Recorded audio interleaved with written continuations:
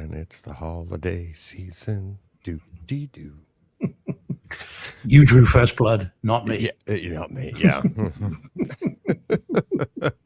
Yeah. We're just we're going. We're just stop recording. Still going. Haven't stopped since yesterday. Just keep on talking. Keep on talking. Keep on talking. Yeah. So, here we are. Yeah, here we are. It's funny. Yesterday was kind of threw me off. It's like imagine if we could do that every day. Like that was our job. Oh, man. Mm-hmm. That would be crazy. It's like every day sit down.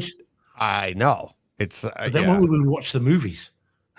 Well, that's the thing is we'd have all our other time would be watching movies, and then we sit down and be like, "What'd you watch already today?" Oh, blah blah blah, and like it's watch today. I'm watching it now.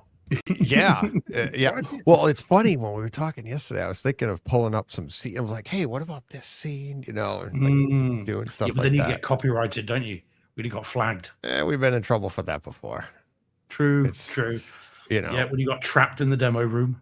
There are ways around that. You'd have to go like really private. Like you'd have to just do a private video source and everything. It's like, you can do stuff like that. And then what are they going to, you know, they can't come after you and stuff because you're on your own. What are you going to do? But yeah, we scratched the surface. No more than that. There's so much to go into it. Even today, as I was driving around and listening to it, because I've had to be bouncing all over the city to various police stations and courts. So I've been listening back to it and thinking, I missed that. Oh, I missed that. Oh, I should have talked about that. You know, for a movie that's 90 minutes long, we went nearly 3 hours and we haven't touched it. Yeah. Oh, I know. Well, what I wanted to know, I meant to ask you yesterday when we were wrapping up. It's like, you had your notes? Yeah. Did we get to all? We got all of them? That was when I was asking the questions. I was steering it through the notes. Yeah. And I've got them all crossed off. The only one I think I did, what did I miss? Oh, is it a Christmas movie? Oh, yeah. That's the only one I did miss. But we both agree on that, so it's not much of a conversation. But it's funny that you missed it because that is something to talk about. Because I had said to you, I don't know if I said it before we hit live or if I said it to you last week. But it does play into the Christmas part and another movie I'm going to talk about today. Maybe I'll mention it there, another Christmas movie and how it does play into it. And even more so, you know, like how we talked about the town being called, you know, Hope and everything like that. But yeah, that was a blast. And then the chat, like you said, it's like, it was, you know, so much fun. No, it was great. Well, like I said, just going live on a Takeover Tuesday, just on a whim. Really, yeah. And I was sort of thinking, you know, not that long ago, that would have been impossible, because one or both of us would have been like, "What do you mean live?" But we don't know whether we're going to be able to go through what. But now it's like live, yeah, go on then, yeah, just go for it. And it's like, yeah, okay, well, it's no problem, you know. Yeah, no secrets here, none. No secrets. But do you know what I mean? It's like there's no ifs, no buts, no maybes. It's just like, yeah, go on then. We know we can keep it mildly interesting to each other. And then if everyone else wants to tune in, and boy, did they tune in. Yeah. It's great as well. It's like, okay, cool. The only thing I did feel a bit bad about, and again, I've been thinking about this today, is we didn't involve the chat as much as we normally do because we were so into what we were talking about. The chat kind of was a bit incidental. So I did feel a bit bad about that. So apologies to those that, but it's also, we didn't engage like we do. It was also a Takeover Tuesday. It's a surprise Takeover, you know. So it was like, I mean, usually we did involve them here and there. But it was so much fun. It was good. Yeah, it's great fun. I mean, my mind was then ticking over with, okay, what's next? What's the next? Is there another? I mean, we can't do Star Wars because that's easy. Can't do Die Hard because that's your and Joe's thing. Yeah. So it's like, So it's like, what else would there be? Because I mean, as much as I do like First Blood Part 2, not enough to go into it in that kind of detail, in depth, or any of the other Rambo movies. To be fair, actually, there was one other thing as well. So yeah, the next question is, what other ones are there? And I'm not rewatching The Fifth Element. So, that ain't happening. Midway, we could probably talk about, but not in a good Oh way. my God. Yeah, that would be fun too, to do a movie that maybe, because that Evil would Dead be Rise.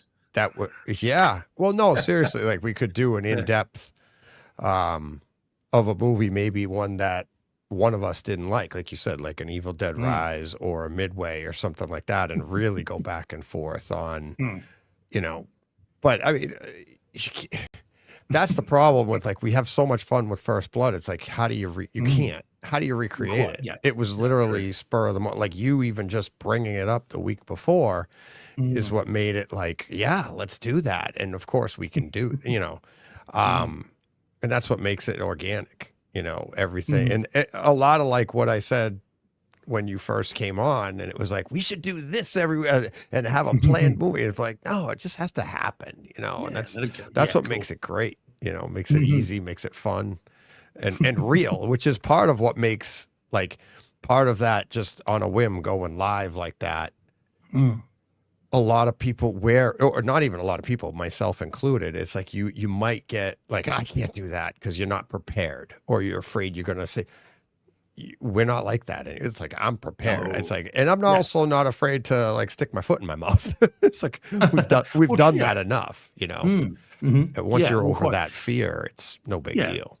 And also to share, kind of things about your family, and about your dad and stuff that I didn't know, and again, you're not frightened to sort of share that and talk about it, and that it's respectful because you've got a respectful audience. And that kind of would have been something you way back when you would have been like, I can't talk about that. I'm not sure I feel comfortable enough talking about that, for fear of saying something you might not be happy about. But now it's just like, oh yeah, let's go for it. And you've got enough experience now to edit on the fly. You can self-edit as you're talking most of the time. I mean, occasionally we both say things we might have thought, maybe I shouldn't have said that. But generally, I think we're actually really good at that, and you are as well in particular, because you do, you can keep that going. So I mean that's something we've learned over time. All right, so by the way, Steve At says we should have given the Patreons heads up. I think he said, where was it? Steve At said, oh yeah, I didn't even know.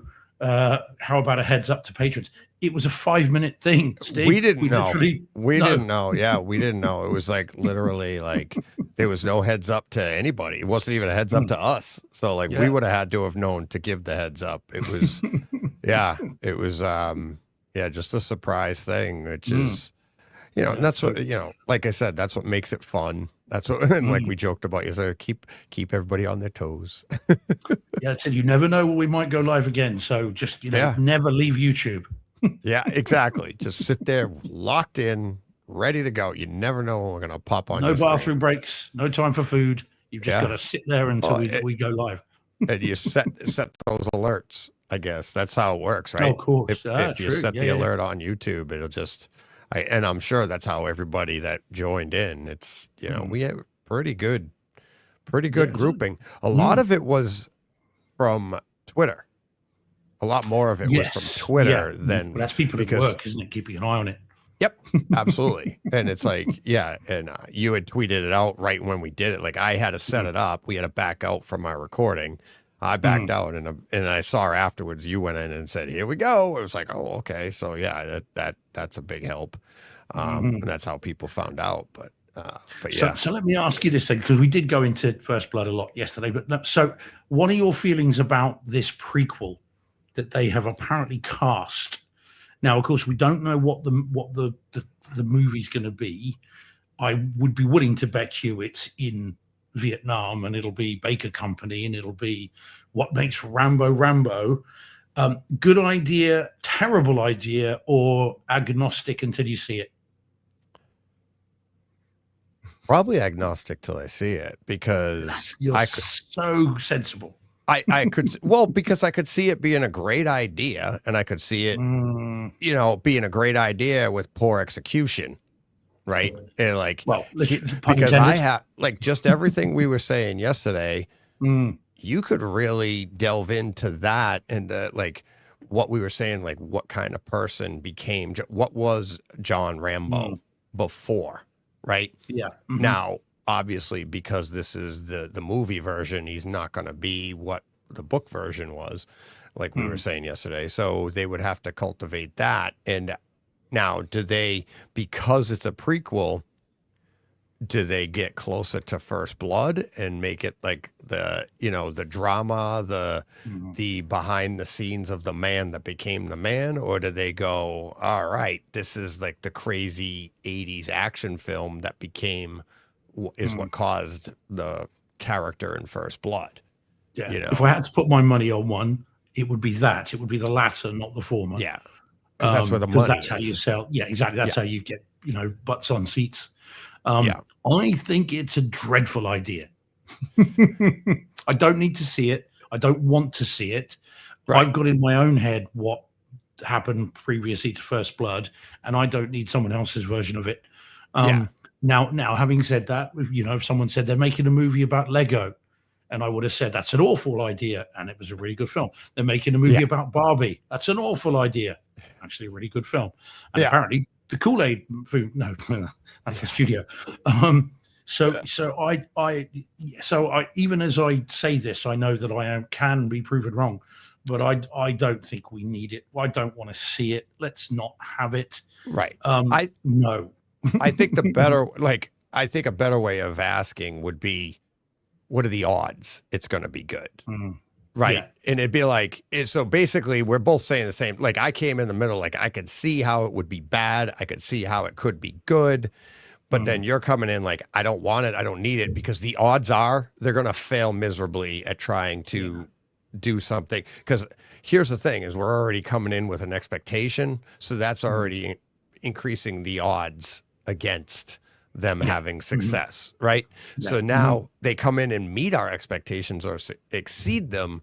That's that much more difficult, because just think of how often movies succeed. So that I think that's where that comes from. It's not that you don't want a great version. It's like, you know what I mean? Like you saying like, I don't want it. I don't need it. Well, if it was great, I'd be like, Steve, this is great. Go see it. You'd be like, all right, I'm in. Yeah. Right. It's not that you don't want a great movie. You're just betting on it not being that. Yes. And I think that's the sensible numbers. I don't need to see a young Troutman. I don't need to see a young John Rambo. I don't need to see Baker Company. Do we need to see the shoe shine box explosion? No. Because when he tells you about it, it's way, way more impactful. Again, don't they say with cinema, show, don't tell, Right. But actually the way he tells that in First Blood cannot be better than them showing you. There's a reason there's no flashback in that scene. Right. But what if, like, we don't know why he got the Congressional Medal of Honor. Right. Do we need to know? No, we don't. But what I'm saying is what if they told the story of who this guy was, how compassionate he was, the person that he was that became this, trained elite soldier. And then it was his struggles back home that turned him into John Rambo, not necessarily his events over there. Like he was he gets the Congressional Medal of Honor. They show you everything up until then, and they're celebrating whatever he did to earn the Congressional Medal of Honor. And they go into a bar and they end the movie with, in the background, you hear, shine, please, shine, please, fade to black. And you're like, oh my God. Right. And it's like, the whole company is in there, but this is the one guy that lost his legs, and everybody, because that most of them came home. So he had his list that he was checking off trying to visit. So there were quite a few people there for him to, and what was it, Danforth? No, in fact, Danforth, that's Barry. That's the guy, isn't it? That's the one who's dead at the beginning. Danforth. So does Troutman say, not Delmar, he made it back? So I think... not Delmar. So maybe, not yet. And Delmar, or he didn't know about Delmar Barry yet. Yeah. So but he says, they're all gone, sir. He says, not Delmar, he made it back. Yeah. He said, no, got himself killed in Nam, didn't even know it. Yeah, so actually, they all... So maybe, But there is a way to do the story there. Yeah, I like the way you do it. I think we need Carl Ellsworth, and we've got a writing room ready to go. Yeah, let's go. Let's pitch it. Spec script done. Yeah. Yeah, that'd be fun. Yeah, man. Oh, I'm still tapping him up about details about his Gremlins 3 script. Which they're not using, in fairness. No. But I still want to know all of it. Right. Oh, I know. Because knowing him, it'll be cool. And there'll be loads of storms. And it'll begin with a gremlin sat in a truck at the beginning with the windscreen wipers going. And the gremlin not looking very happy. That's how it'll begin. The gremlin, the thing, or the old car? That the too. Gremlin. Well, so they named a car after the thing that breaks. Yeah. Well, that was the Nova. Chevy Nova over here. And in Spanish or whatever, Nova means doesn't run. So it didn't sell very well in Central America. No. So yeah, actually, Dom does remind us. Actually, it is apparently it's the Sisu director that's attached to direct the prequel. Oh, but that's a different kind of movie. Yeah, I love Sisu 1 and 2, SASU. Sorry, love those. Yeah, but it's not the same thing, and I would not want to see Rambo substituted in for Sisu. It's not the same thing. So I don't need to see it. I don't want it. I'm boycotting it. Damn it! Unless Carl Ellsworth writes it, then you've got a story credit, Deej. Otherwise, not interested. And I said that as someone that loves the character. I really love the character in First Blood. He's all right in the others, but that character in First Blood should not be touched. Should not be interfered with. Should be left alone. The fact that the director from Sisu's doing it has me lean more towards your way of thinking of like, don't do it, because you don't. It's gonna be more to the 80s action style. Oh yeah, than it's gonna be over the top. Yeah, then it's gonna lead into other Stallone film. Yeah, over the top. Yeah, a little over the top. So yeah, I think I'm not too keen on that. I mean, I hate to again, bright side, everyone, bright side. You know, as the Empire crew like to say, the Empire magazine crew, every day is Christmas Eve. Yeah. But you know, I still think there are some properties you should leave alone. Jaws, don't remake that. Yeah. First Blood, don't remake it, and I don't need to know where he came from. And it's different to Star Wars. The Star Wars prequels, Lucas always had those in mind. This is how he, he will say anyway. He always had that story in mind. That's where it was going. But Rambo, Morel did not have a backstory, did not have a pre-novel in mind. Because he would have done it by now. He's had 40 odd years to write a prequel if that was the plan. So instead, we're going to get time. So still stuck on the first page. Exterior, Vietnam. Shoeshine box. Page 1. There you go. Curtain opens. So yeah. First shot, just a leg. Oh. I'm telling you, we're writing this. Yeah, but he couldn't find his legs. Exactly, but we can, because we can. So we open with, they're right there, Johnny. They're right there. Damn it. There's one over there and one over there. Oh boy. God. Anyway, wowzers. Yeah. What a way to start. It's going to be a comedy. Musical. Yeah. Where are my legs? They're over there. You start doing that. You have a chorus line, right? But instead of them sort of doing that, they're just holding the legs. They're not kicking. Yeah. They're holding the legs. Oh God. I'm telling you, if they were calling us before, they're not now. Spin off Lieutenant Dan. Hey, we didn't get his full name. Maybe it was Johnny Daniels. Oh God, that's great. That's great. Hey, Greg, you've got other things to be concentrating on. Yeah. Or is he trying to take his mind off it? Yeah, might be. Yeah, I get that. Well, what has he got to do? Really? Yeah, man. Hey, like us. It's far tougher for the guy. Oh, absolutely. That's what I tried to tell Meg today. Don't say it. Yeah. All right. So can I quickly ask you my question then? I've got a question. It's a quick one. Not the one from last week that I was saying about. I've had another one since then. And guys in the chat, ladies and gents in the chat, see if you can help. Right.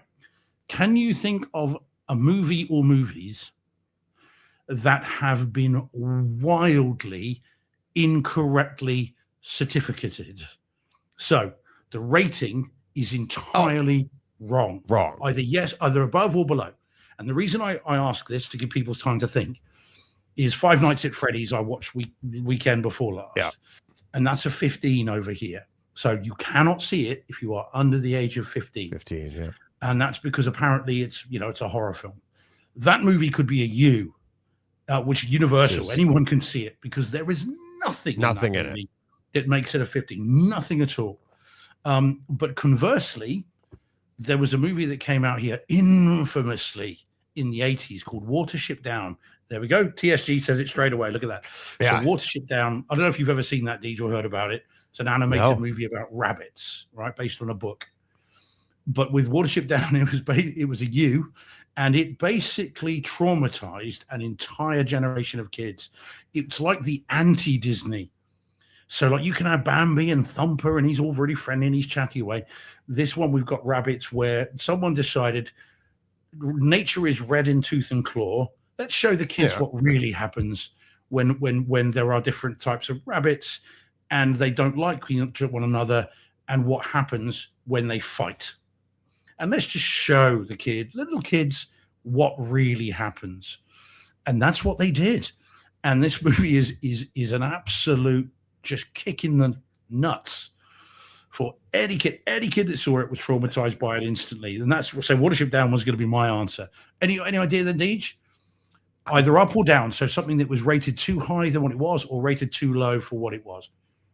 Well, I would say kind of the same idea. And I was thinking it before. I was thinking of two movies before you even said it. It's funny you say Watership Down. I was thinking like Poseidon Adventure or Towering Inferno, which were both TV they put on TV, but they were actual films. And I saw them on TV, and they were traumatic. But I believe those were only PG back then. But they're disaster films showing people dying, and it's like, Poltergeist? Poltergeist is definitely up there. But that was all because we didn't have the rating at the time. There was nothing. It was either PG, or R, right?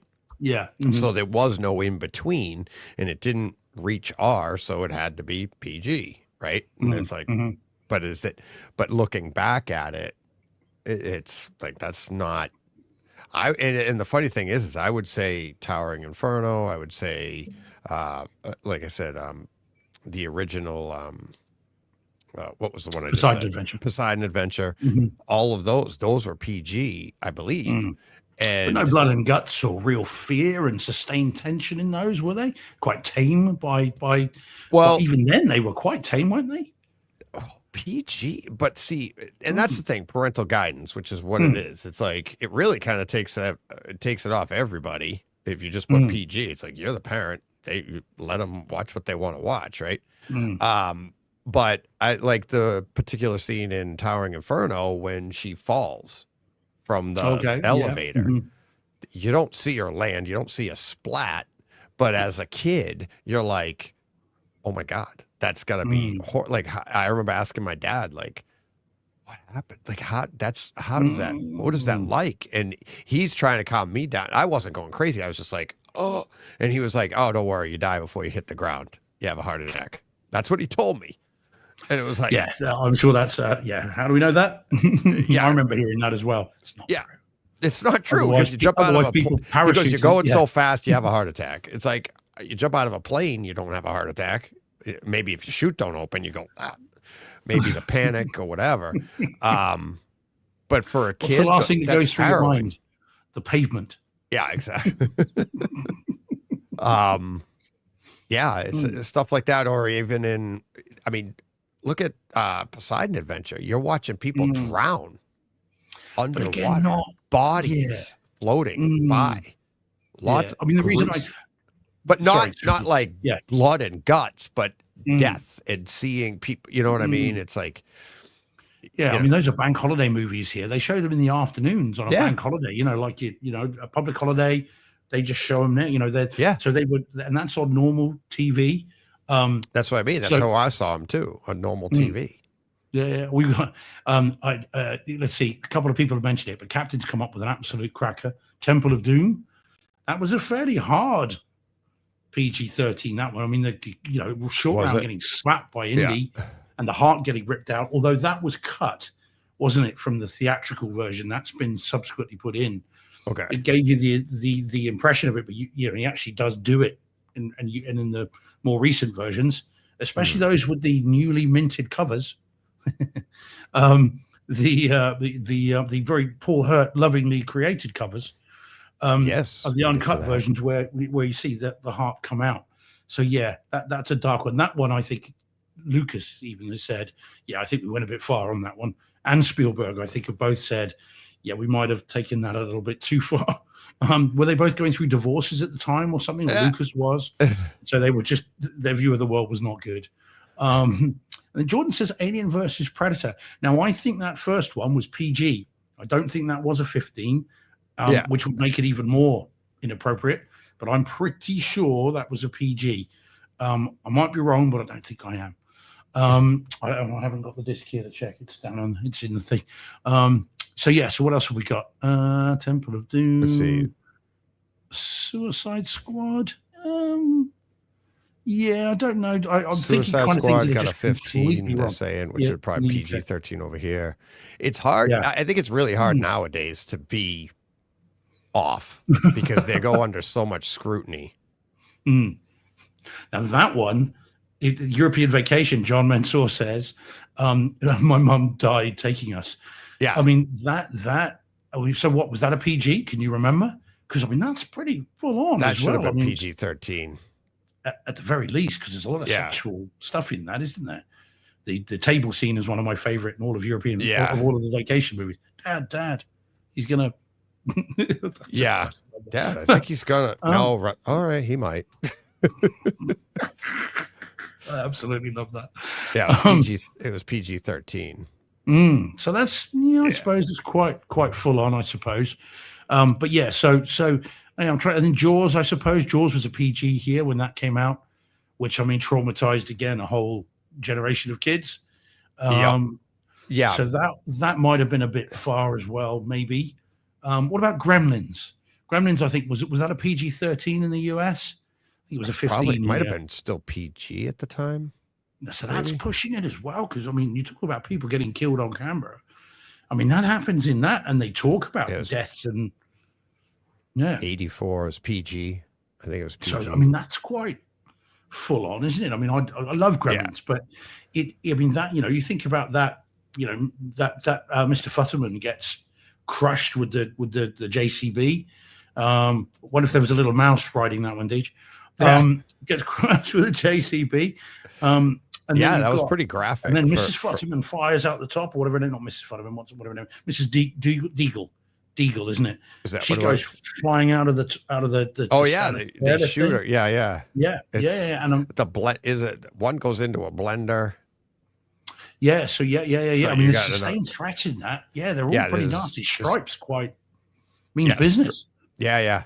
They blow up in a microwave. They do all sorts of stuff. So and someone gets shot. Billy gets shot, doesn't he?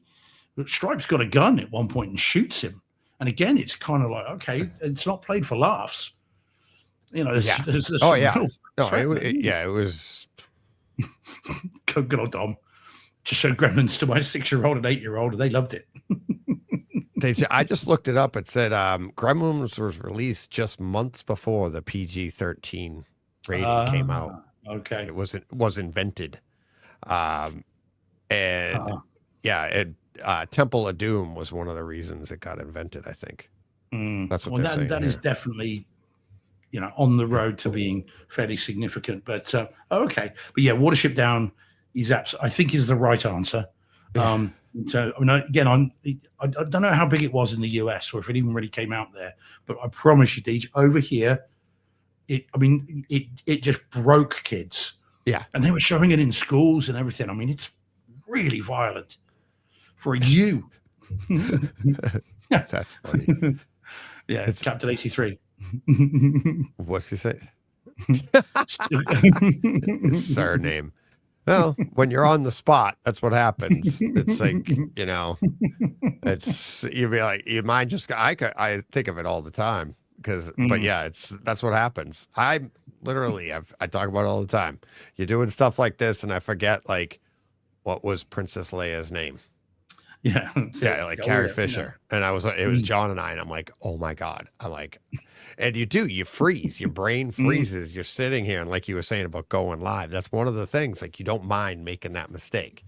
Like when John and I first started, we'd talk and I'd be like, oh my God, I can't believe I forgot it. What is it? You'd look it up, you'd say it, and I'd edit out that whole part so that people would not. Now you're just like, I don't care. I'm an idiot. Yeah. And you do, and you freeze. It's like, you're going to forget every now and then, but yeah. No. All right. Shall we start the show then? Because we're half hour indeed. Sure.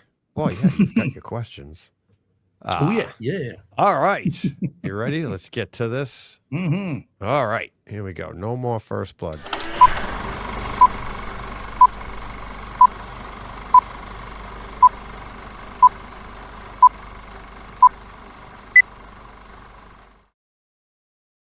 We are Brightside Theater.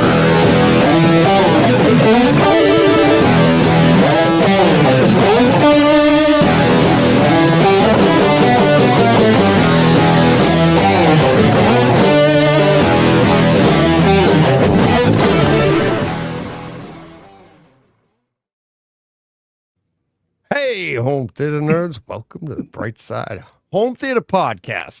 The award-winning home theater podcast. It's all about the experiences, the sights, the sounds, the scenes. There you go. People only knew how we did this on the fly, Deej. They really would be impressed. What about my fly? Well, keep that to yourself. And it's still too hot. No, that'll do. Right, that's it. Oh. Too hot. What do you got? The heat running there? I got a nice fire in the background here. Snowing over here. I've got a fan going here. Little desktop fan. But yeah, no, the heating has been on. Right, all right. So what's this one then? So Eric, just very quickly. So Eric Ridgely says, I remember my dad took me to see The Adventures of Ford Fairlane. Yeah. It sounds like was a Ford Fairlane a car? Yes, it is. Yeah. Fine. It is. But Andrew Dice Clay was rated R, but definitely should have been NC-17. A lot of death, blood, sex, nudity, very crude jokes, etc. for a kid. Well, yeah, but it was also rated R. So I don't know. It's that's. I mean, it sounds. I saw that one a long time ago. I don't remember it being that bad, but maybe Dad taking you to see a rated R movie that. With Andrew Dice Clay. Maybe you didn't know who Andrew Dice Clay was. I still don't know who he is. Who is he? Oh my God. He's a comedian, but he was known for his shock humor. He would say, just swear like crazy and say he did limericks like hickory dickory docks, go on from there. Like a lot of, Jack and Jill went up.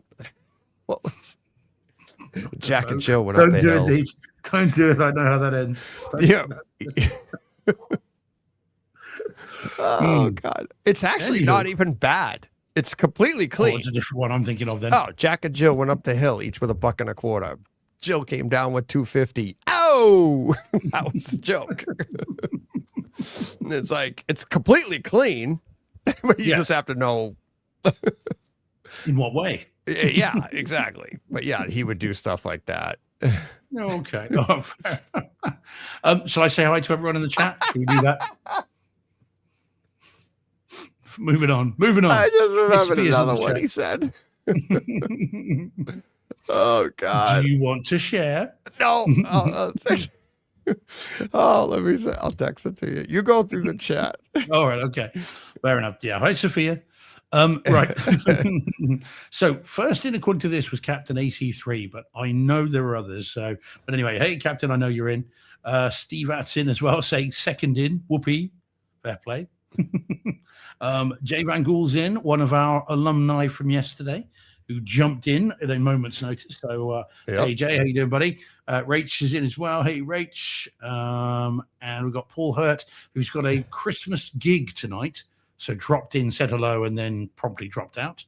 TSG's in as well, local boy. as I said. We've got Carl in. Carl, missed you yesterday. If ever it was your time to shine, when we were talking about the military yesterday, it was then. But that was 24 hours ago now, so too late. Yeah.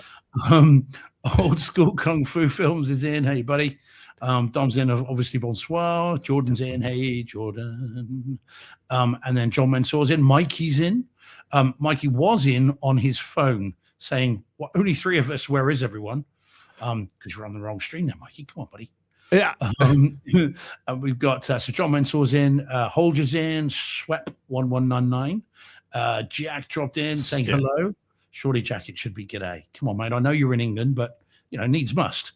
So it should have been g'day for sure. And I saw a few others just drop in as well. Oh, Ariel Annis is in. Hey, Ariel, buddy, how you doing? Obviously, Greg dropped in with other concerns. Hopefully, Greg, keeping an eye on the phone. Or if not, your other half. One way or the other, just keeping an eye generally. And then who else have we got? Oh, yeah, Eric Ridgely. Obviously, we just talked about Eric. Yep. And yeah, man, rocking. Yeah, everyone is present and correct. Right. Yeah. Just bear with me while I get this text, which has just come in. Yeah, it was funny. Yesterday, you had mentioned Holger, and we talk so fast back and forth. And you had said something about, I had mentioned Holger's Twitter handle or whatever, or YouTube handle, right? And you said, it was right when you were going to talk about your notes, and you were like, okay. And you were talking so fast, and I remember when it happened, and I heard it back when I was editing the show, and you had said like Holger, you're like Holger, and then you said hold your notes, and it's like I got notes and blah blah, and I was like hold your notes. I thought you said hold your notes. I thought I'm like, is that like a British term for keep your mouth shut until later? I don't know. Like hold your notes. It is now. Hold your notes, because you're like hold your, and then the notes. I got notes here or whatever, because I said it. Yeah, it was really. I was like, I was all confused. I just kept going with it though. But yeah, man. Sorry, man. I get excited. This is a problem when I have notes, which I don't normally have. Yeah. And I'm too busy reading that and then trying to listen as well. But yeah. oh, nice. What's the? What's that? All right. We got old school kung fu films coming in with a super chat. 2180. Was that lira? Or pounds. Pounds. Is that pounds? Nice. Yeah. It's pounds. Yeah. That's a strange awesome. Denomination. Thank you. Yeah, man. Yeah, thanks, buddy. Yeah, man. Nice. Oh yeah, we'll throw it up. There we go. He says, I watched Die Hard at the same cinema yesterday at the BFI IMAX Waterloo. I watched one battle after another, 70mm plus extended intro with Paul Thomas Anderson and Leonardo DiCaprio on the 18th of November, same cinema. Nice. Nice. It'd be nice to see Die Hard in the cinema again. It was showing at a local one here, but I'm just thinking again, I like it at home. It's a movie I want to see at home. I don't know. I'm not sure I want to see it on the big screen necessarily. Why? Because I love it how I've come to know it, and the biggest screen I've seen it on was the first time I saw it was outdoors in Spain, and it was called Jungla de Cristal, and it was literally the glass jungle. Oh, okay. So it's not. There's no translation for Die Hard, doesn't make, because it's a play on words, isn't it? In the UK, or in English, but in Spanish it doesn't work. The same way that Jaws is not called Jaws in Spain; it's called Tiburon, which is shark. Which you can just take something out of it, but anyway, there it is. Actually, Dom mentioned as well. I don't know when it was that in French it's dents de la mer, which is teeth of the sea. Is what it's called. So I suppose it is Jaws, really, but just kind of in a different kind of way. Sorry about my terrible pronunciation, Dom. Apologies. All right, je suis désolé. But I'm just dropping all the French tonight. So Die Hard. I saw it it was projected onto the side of a building, right? It was an outdoor cinema, like almost like a drive-through, but people were just sat on benches. Yeah. And it was projected onto the side of a building, no screen, just literally just put on the side. And then and so that was the biggest screen I'd ever seen it on. I never saw it in a theater other than that. So I've come to know it and love it through home theater. And I wouldn't want to see it in a commercial cinema, man. Give me Cinema George for Die Hard all day long. Yeah, I saw that in the theater a few times. I couldn't wait to get it at home, and I was working at a video store. Oh my god! There you go. Very good pronunciation, Merci. Steve. Of which, Merci. yeah. Nice. Yeah, which There we one? See, there you go. See, old school Kung Fu 2 again. Yeah, so it sounded better on my home setup, but I enjoyed the screening. Yeah. Okay. Yeah, there we go. Yeah. No, fair play. Yeah.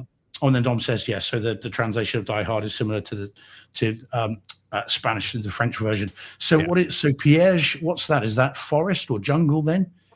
Dom, what is piège? I know I'm saying that wrong. So Die Hard in French this was one. piège de cristal. Yeah. Okay. So I don't know what piège is. I've never heard of that word. But yeah, jungla de cristal was the glass jungle was the Spanish version of it. Oh, trap. Oh. Okay, Piège. glass trap. That's very different. Oh, wow. See, we've got such an educated audience. Look at this. Stirb langsam, die slowly. Oh, what? Okay. Die Hard. Yeah, Die Hard. Die Yeah, it slowly. works, doesn't it? Yeah, Yeah, man. yeah. Yeah. Okay. Wow. There we go. Yeah, See, we're getting learning. Holger coming in. Mhm. We're getting all of them now. Anybody from Japan? Because you have the Japanese poster, right? Yeah, Die Hard. Yeah, I do. Die Yeah, I Hard? don't know what. Yeah. Although it does say in English underneath it, Die Hard. Well, So you've yeah, got the English Japanese and then- translation. yeah, but well, what yeah. is the? You know what I mean? Like, Oh, I'm yeah, sure no all of clue. these would say Die Hard underneath it too. You know what I mean? Well, Be yeah, like, yeah. That's what we're trying to say. We just don't have those words. I dread to think what the Japanese translation would be. It'll be, ghost of man from Right. Cornflake. It's all Yeah. really unusual stuff. Jump off building just with a fire hose. Speaking Yes, of fire bald- hoses. balding man in vest. Yeah. Fight terrorist. Yep. Welcome to But the party, pal. yeah, nice. Yeah. Nice. Anyway, so there we go. So yeah, everyone's in. Hi, everyone. All right. All right. So, Steve, would you like to know? I don't even think I told you yet. You know the last one. I guess I Yeah, just that's told it, you. man. Yeah. So Not you even don't off air. know all the choices. Yeah, do So- tell. Who are you sharing All right. with? So what's that? Who am I sharing? Who with? are you rooming with? Yeah. So actually, yes, it's so going back through, we had what was it last week? Let me look. I forget the exact. It's easier for me to go back and look at my notes instead of screwing it up per usual. And these All are right. the winners of the raffle and the choices that they made. Correct. So we Mhm. started. Nathan Reed had first choice, and then we Mhm. had Paul Frederick was second choice, and then you remember John Mensor got 3 and 4, and then Michael Rosas came in at. What's that? Why are you laughing? What does that mean? I'm assuming this is a joke. I don't Okay. know. Say it to yourself. Oh God. I don't know if it's a joke or Die not. Hado. Oh, you did the accent. I didn't. I'm not getting into trouble. Well, you're getting cancelled. I'll be here next week. I'm not sure if that's a joke or not, Jordan. You might have to explain that if that's not a joke. What accent? I was just reading it the way it's written. For the people at home or people listening on Friday to the audio only, Jordan Carpenter said, I think the Japanese title for Die Hard is, and he wrote DAI and then HA with the, what is that over it? Squiggly Well, that's line? an Enya. That's Spanish. That's an Enya, but that would be Okay. across the top of an N D-O. in Spain. Yeah. And I said Die Hard. And every time I say it, Steve like almost falls out of his chair. Oh God, Jordan, you don't know what you've done. Oh, neither do I, apparently. Brilliant. Right. Anyway, moving on before we do get cancelled. Okay. Yeah. So anyways, so rounding it out was Michael Rosas was the 5th. Okay. So I said the 5th choice when it gets to him, it's not really a choice. It's like, here you go. And that's basically what I did. So all right. So what do you think Nathan chose? First choice. You have your choice. What do you think, Nathan? Okay, I need more information. Let me ask you one question. His last name's Reed. No, that's not the question. Where is he from? Not. I don't. No need idea. Just the country. Just the country. No idea. Okay. Oh, right. Oh man. See, because if he's continental US, that Yeah, widens the options. If he's outside of the US, it limits. Yeah, the I options. would assume he's continental. Okay. All right. Mhm.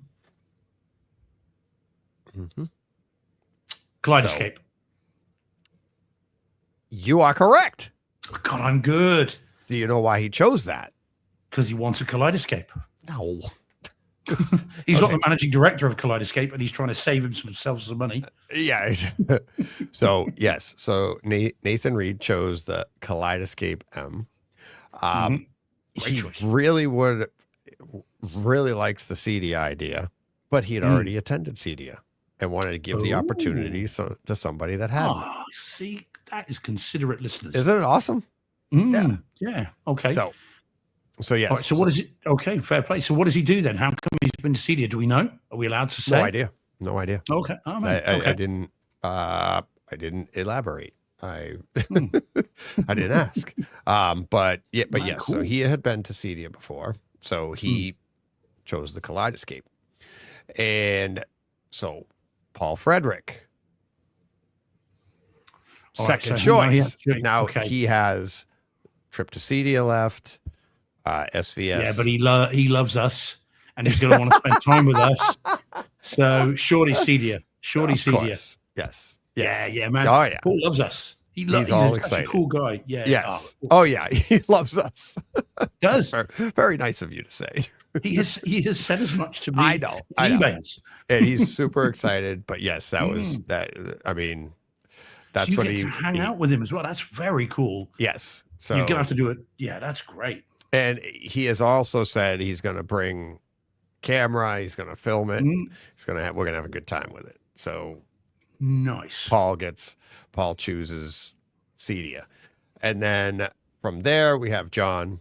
John ended up choosing the SVS and SVS subwoofer and Ara's speakers. I was going to say, great pairing. Yeah, I mean, talk about, I mean, you think about it, it's like we do this randomly and it's like he gets two things and it's like, what are the odds? Like, not what are the odds? I mean, I could have figured it out, but then he chose those two things which pair perfectly together, right? You know, nice subwoofer to go with our speakers. And then of course we have, so then Michael Rosas ends up with Paul Hertz, Indiana Jones custom built box set. So and the dial of density. So yeah. So nice. yeah.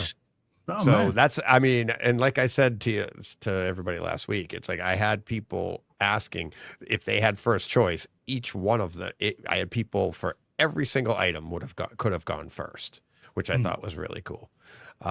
Obviously, I would have bet that it would be the Kaleidoscape or the Cedia trip, or yeah, they were the star prizes. Yeah, it would be like, well, to me, it's like even Joe and I were talking about it. It's like the Cedia is like kind of like the ones. Everything else you can almost get on your own, anyways. Cedia is it's a little bit more difficult. So.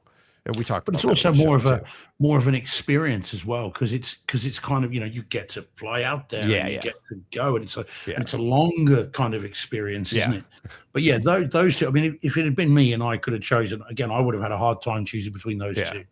It's kind of Kaleidoscape, cool, but Cedia, man, meet all these people that you kind of heard of and not met. And remember, Brett is saying, he upped it where he's going to have a part of an event for this too. So we're going to have a night with them, with a group of people. So like much like we did with Mikey Schramm when Brett did that. So yeah, the Cedia trip's going to be great. So thank you to Brett, and in advance, thank you to Cedia helping me out and getting him in. Don't get kicked out by security this time. Yeah. Yeah. That wasn't me. I was there. I witnessed it. Yeah, but that's what my clients say, Deej. I was just there. I was just on my side. It wasn't my fault. Nothing to do with me. So, Rach says, okay, right. No worries. Fair play, Rach. So Cedia is the Consumer Electronics Design and Installation Association. Integration, installation. Yeah, integration. Yeah. Integration. And it's a shindig that happens in Colorado. Yeah, it's a big trade show. But that I think at least the next 2 years will be in Denver, Colorado again, and then they're thinking of moving it. Todd and I were talking about that this year, saying that it's like might bounce around again. So, but yeah, I know the year before I went I went to the first year in Denver, and then, but the year before that, it was in Dallas. And I think the year before that, Okay. it was in Indianapolis. And then when they went to Denver, they signed for like what I remember Todd saying, like 6 years or something like that. So I think they've just fair done, that was the third one. So they Mm. either have 2 or 3 left, depending on if the rumors are true. Yeah. Yeah. Well, you don't So- you don't want to go to Chicago. Those one-way streets are just asking for trouble. Especially when you're driving a bright bright yellow yellow banana roadster. Sports car, You- yeah. Down Yeah, the and you've road. got your son doing the sat naving. Yeah, take a left. Okay. It's one way. How do they know which way we're going? Yeah. Yeah, going the wrong way. But yeah, so CEDIA next year is actually it's not like it was before where it used to go Thursday to Saturday. Now it's going Wednesday to Friday. So Okay. we'll figure out, Paul and I have already talked, we're going to figure out how we're going to plan it, when we're going to go out, but it's during the week. So, Oh man, So, that'd yeah. be great. yeah, Yeah. it's going to be a good time. I think it's the 1st through the 4th next Mhm. September. So we get that one. So That's awesome. Yeah, no, Yep. you'll have a great time. It'll be Yeah. it'll be very cool. And he's a good guy as well, so that helps, doesn't it? Because Oh, he's a yeah. lot of fun. He's a well, really everybody nice guy. is. So Yeah, it's enthusiastic. like, yeah, everybody. I was as excited for that. I was excited to pull the drawing, right? But then it was like, it was fun asking, like, okay, sending out the emails, like, what are your choices? And people got back to me really quick. And they were like, I want that, I was like, oh, okay. It was really fun. But yeah, Michael, he was the 5th one. And by the time I figured out everybody, by the time I got down to John Mensor and everything, it's like, okay, Michael's getting this, but I got wicked busy. I forgot all about it. That was it. Like I was on with you right now. I'm like, oh yeah, I forgot to tell Michael. Like, so, but yeah, while we're talking about last week, Deej, just briefly, can I just take a moment to thank all the people who took their time, including you, to send me pictures of turkeys and to give me turkey facts, all of which were 100% true and accurate without question. All right, we know there was no false information given during any of those exchanges. So yes, thank you to all. I've had loads of turkey info in the last 7 days, and I do appreciate all of it, including the live photo from UD of about 1 million of them in the back garden as well. Yeah. So very cool. I have learnt stuff. Yeah, there we go. There we go. Yeah, and that was a live photo. Look at those turkeys. Yeah. Let me see if I can get it to Absolutely play. awesome. Yeah. It's like a Does it live photo, play? man. No. Yeah, I don't know if I it can. will. Oh, There you go. Yeah, so Yeah, cool. Isn't that funny? No, Yep. man. That's And they're indestructible. So do not try to kill one. oh So boy. as far as Yeah. we know. Yeah, it was funny. That was like, I think this was literally the next day after we recorded, and the kids here are like, "Can we let Franklin out?" I was like, "Yeah." I didn't look out the backyard, and I'm like, "Why?" And they're like, "There's a bunch of turkeys out there." I'm like, "Are you afraid for Franklin or the turkeys? Because Franklin will go right through them." It's like the turkeys aren't going to hurt him, but yeah, at least, yeah, they just fly away. Again, I genuinely didn't know about them. It's been fascinating. I've spoken to so many people this week, Oh God. both via this and indeed at work. Just said, "Do you guys know anything about wild turkeys?" They're like, "What?" Yeah. And the same. So I've fascinated many people this week with my turkey facts and turkey information. Oh God. Yeah. Who knew? The Who knew? things we come up with here, huh? Hell yeah. Good stuff. Good stuff. Yeah, I did a lot of work this week at the house. Did a lot of work this week at the house. Let me see if I can pull up the correct one. I can see it there. Yeah. Nope. Which one is the live one? Oh well. Well, anyways. Yeah. No, you said it was a video, wasn't it? Rather Yeah, than it was live. it was a live version of it. Yeah, there That's you go. a video. there. Right? Yeah. Let me Mhm. see. Is it that one? There Yeah, there it is. goes. You can see it playing. Oh, So yeah. that's a live video that you just put on loop. But yeah, so I got the stove going, which was a lot of fun. That thing cranks, but to do that, I had to get up on the roof and install everything up there, which is this. And oops, yeah, there you go. So I had to install the whole top, painted it black to match and everything, put the cover on the chimney and everything. And as you can see, it was getting dark, and I was up there on Saturday. It was a warmer day, like 34, something like that. Get up on the roof, and it wasn't too bad. But as the day gets on and the sun goes down, it gets a little chillier, and I'm up there working on the peak of the roof, and I'm just about finished. I've been up there for probably 40 minutes for the last part of this. And I go to get down, and the whole roof is glazed. Uh-oh. Yeah. Yeah. So, that was not good. I start to get down, and you can see there's the you can see this the pitch of the roof. Luckily, it comes down to the farmer's porch, and the pitch changes. But yeah, I was like, okay, oh boy. And so I had to and I had all my tools, I had some supply, and I'm like coming down on my butt because I'm like, and I had to take everything with me because there was no way I was going back up it. So I was all right, here we go. So, well, it's been a while since you've had a serious injury at the house, Deej. So, you're kind of due one. Yeah, exactly. So and it's been a while since I've fallen off a roof. So that it'd be kind of fun to do that. Well, and as I remember from a video you showed me last week, I now know how Santa gets up and down these chimneys. So that's good as well. Yeah, there you go. And it was definitely Santa. Yeah, definitely Santa. But then I also had some fun with this. I have to dig a hole for my propane tank. I'm putting in a 500-gallon propane tank. And of course, as you're digging, there's a giant rock at the bottom of the hole. So it's 6 feet deep, 6 feet wide, 14 feet long. The hole, not the rock. And, but yeah, and you got to get this thing. Oh my God, what a pain in the. Well, I hope you haven't dug up my grave, Deej, because that should be sacrosanct. That's hallowed ground. That's in the back. We got that one in the back. Good. So. All right, good to know. Good to know. But, it's not a case of you only move the headstones. Yeah.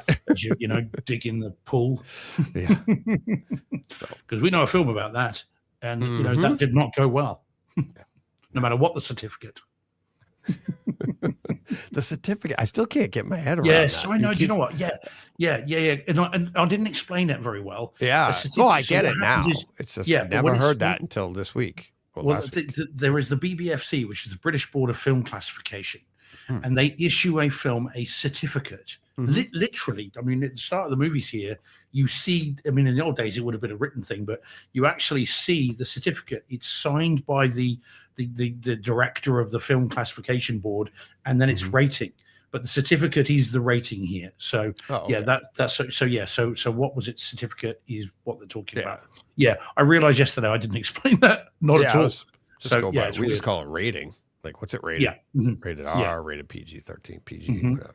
Yeah, but like I say, they show it before the movie. You actually see the certificate actually signed, even now. Wow. Yeah, bizarre, isn't it? There you go. It comes from the days, I mean, John Thompson would know this better than me, but it comes from the days when the local council would certify the movie and agree to show it. Yeah. And if you didn't have a certificate, they couldn't show it. This is why things like The Life of Brian and movies like that were effectively banned in the UK, same as The Exorcist, Texas Chainsaw Massacre, because the local councils refused to allow it to be shown. Yeah. So it's all so bureaucratic. Of course. Oh yeah. All right. Let's do some experiences, shall we? You want to get to some experiences? First Blood. Should we talk about First Blood? I mean, it's been Sure. You want to do that first? Shall we carry on with that, or do you want to do that in a bit? We'll do that in a bit. Let's break it up a little bit. You want to do the one that I'm dying to hear about? Yeah, go on then. Yeah, let's come in hot.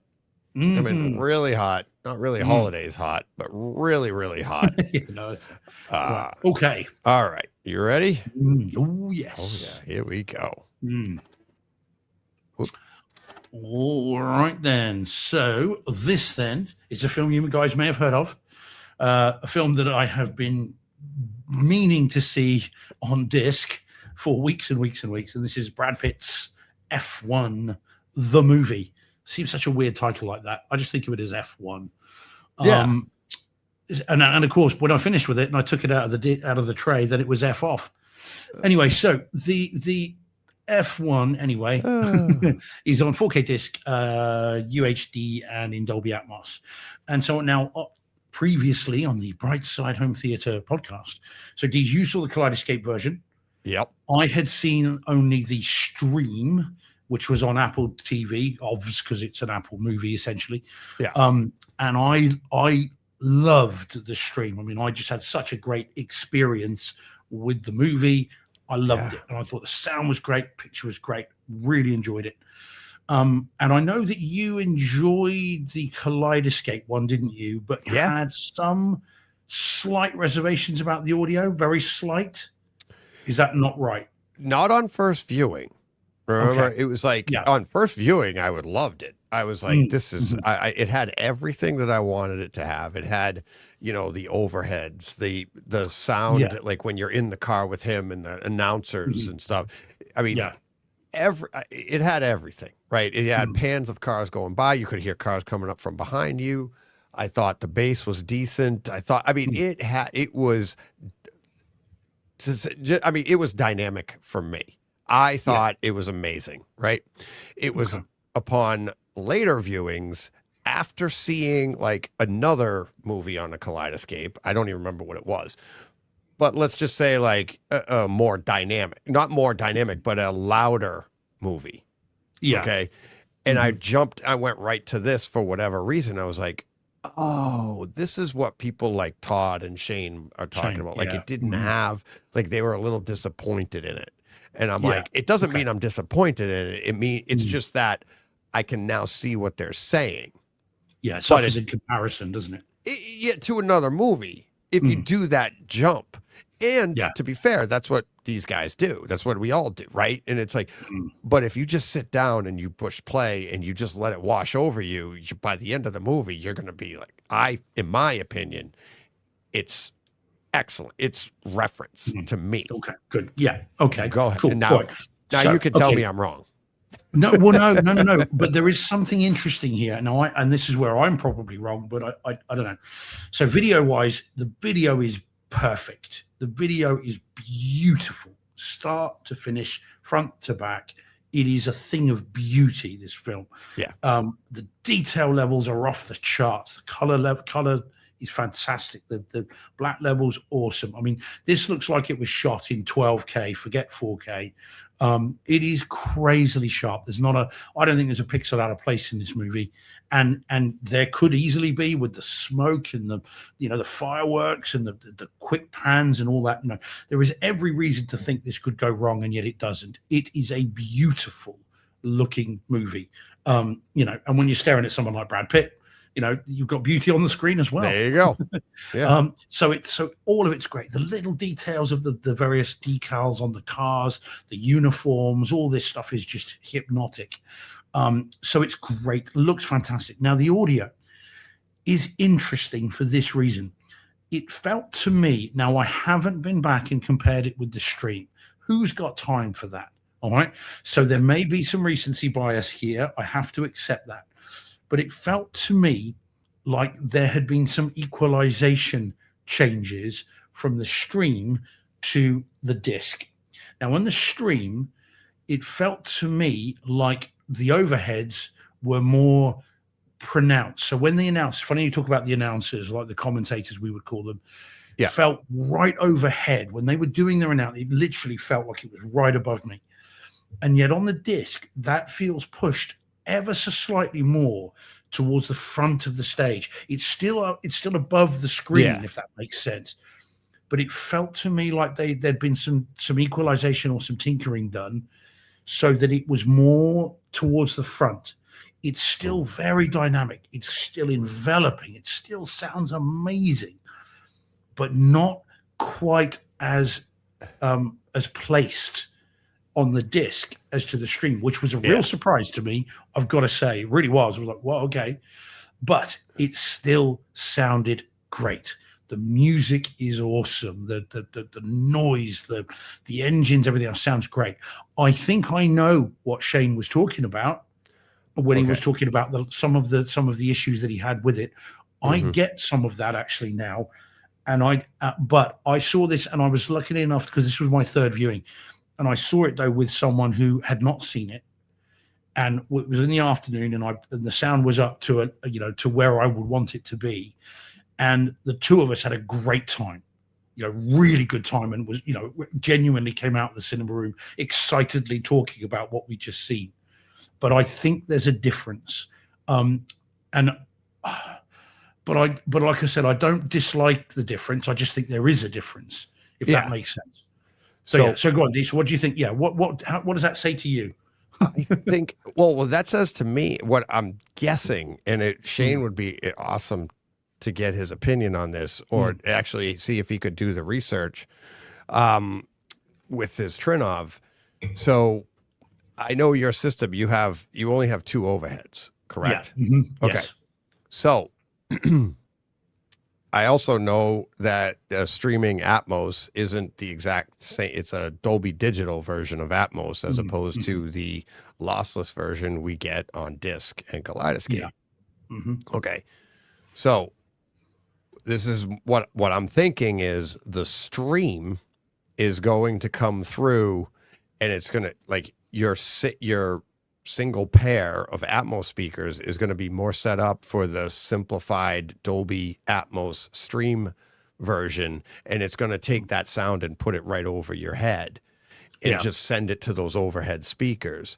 Whereas I'm wondering, and Shane's perfect to do this, he can put it through the Trinnov and see which of his overheads are getting it, and if it's in multiple overheads, or maybe it is like it might be in the front overheads, because remember, he does that a lot on his show. He'll tell you it's only engaged in these overheads, and if you're running 6, you're only going to get it in the middle, or you're going to get here or get right. So what if it's more geared towards like all 6 of them or something like that, or maybe it's geared towards the front, like 4 of them, and then your front is picking up in the off the disc version, your front is doing some of the lifting. Right. So to pull that forward, I don't know, but it sounds like it could be something along those lines. It's not necessarily been equalized differently. It's the translation, the processing we're doing on our side, where it maybe if you had 4 overheads, it wouldn't sound different. Yeah. You see what I'm saying? If you had 4 overheads, both overheads would carry it. Where you only have 2, maybe on the disc, it's being pulled. I don't know. You know what I mean? So but it is it'd be noticeable. Interesting to hear what you thought or what you found out. It is definitely noticeable, but it doesn't.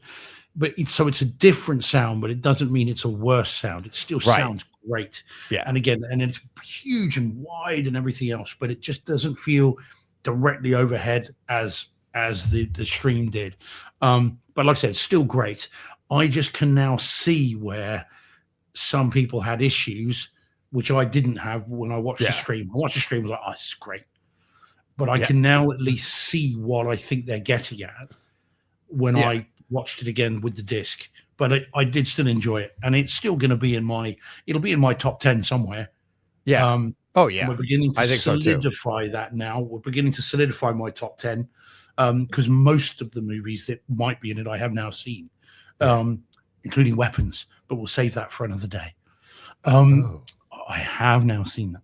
So you didn't put that on the list yet, did you? No, because it wasn't the disc; it was a stream. Oh, okay. So I'm thinking, no, really, but I would have seen the disc by the time we do our top 10.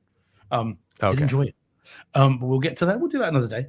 Right. So but it will be in my top 10 somewhere. I don't think anymore it's necessarily a shoe-in for number 1, but it's gonna be in there somewhere, definitely. Yeah. Oh, we have quite the list this year. Oh, we got an embarrassment of riches this year. We say that every year too. Yeah, but man, this year has been crazy. Yeah, I mean, Weapons, Sinners, Warfare, Death of a Unicorn, F1, K-pop Demon Hunters. Yeah, well, yeah, that House of Dynamite. Oh God, it's crazy. I'm telling you. Yeah. It's a lot. Yeah. And I mean, and also I think Novocaine's going to probably be in there for me as well. I haven't Warfare. seen that yet. Warfare. Dangerous Animals might creep in for me. I haven't seen that one yet. which Todd was really impressed with I the have HD it. experience in Yeah. that as well. Yeah, you need to see that one. Yeah, man. I mean, Superman, of course. Yeah. Might creep in there somewhere as well. I mean, it's crazy, crazy, crazy. Yeah. Um, Oh, well. Well, we got one that I can get to. all right. Oh, yes. Which you Uh, finished now, I'm assuming. I think I know what this one is. Yes, I did. Yeah. Yes, I did. So let's bring that down. Which Oops, I won't whoa. see until next year. I think Huh? first week of January here. Oh, so I couldn't even. All right, well, let's. But you could include because you'll have seen it. So this can be. in Yeah, your but 10. I don't like to include stuff that hasn't been for everybody yet. Just because I get it early, I don't think that's necessarily fair. Van Gaal says he just got Superman. Need to watch it. Yeah, it's a great disc. Yeah. Van Gaal, which we might talk about it at some point. Yeah, exactly. All right. Let's see. What do I got? All right. Here we go. All right. I had, what did I say, half of this last week? Yeah, it was about that. Yeah. Yeah. So, Tron Ares is a Disney disc, correct? Disney, if I remember right? Yeah. Oh, yeah. Yeah. Disney. Dolby Vision, Dolby Atmos. I didn't get to see this in the theater because by the time I could get to see it, it wasn't playing in the good theater, and I wanted to experience this the way it should be. And so happy I did. This to me is this is going to make it would make my top 10 this year. I can't do that if nobody else has seen. I've never done that before. I'm not going to do it this year. So it'll probably be in my top 10 next year.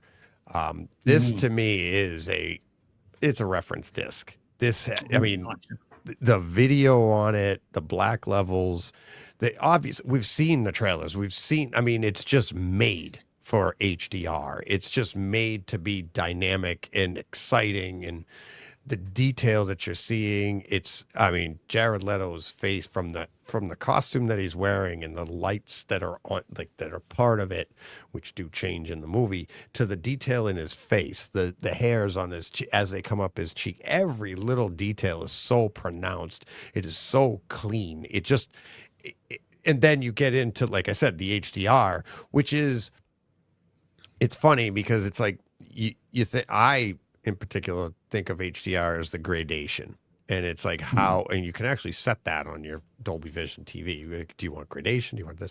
That's what I look for. But in a movie like this, where it just jumps from the brights of the light cycles and then cutting through, and the stunts that they did with the stuff, and just the dark background, but then you can see the gradation in the skies or the skyline or whatever it is. There's just so much to this movie. There's so much detail that the picture itself is all the way through. To me, it's like you're always just waiting for the next thing.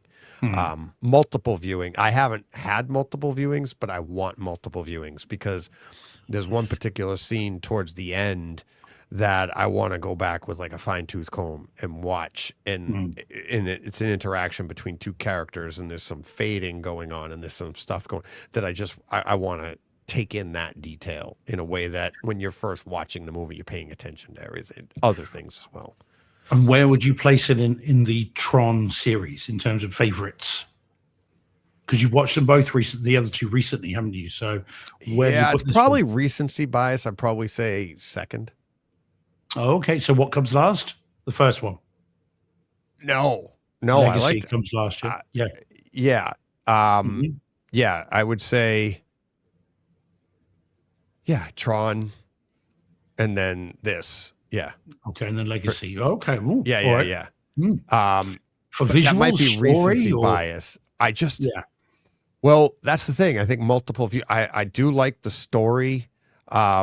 I think Tron story, the original Tron story, and now with the newer version, and it's like I think it is enhanced by the 4K HDR and the original Tron, because it actually does utilize the fact that it is an older movie, but it's utilized, that the whole movie is about that technology.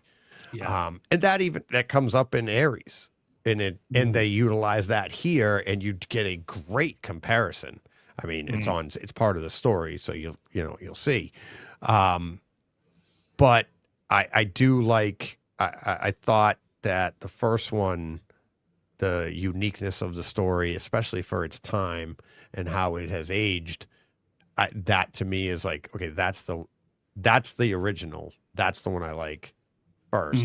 This one here is, I like how they're not wrapping it up, I shouldn't say, but I like how they've evolved with it, and the story has changed a little bit, the narrative, I should say, and I like where they went with it, and it is exciting for me, and I think these movies also enhance the first one and the second. You know what I mean? They all work together because you're like, oh, there's more depth to this now, and yeah.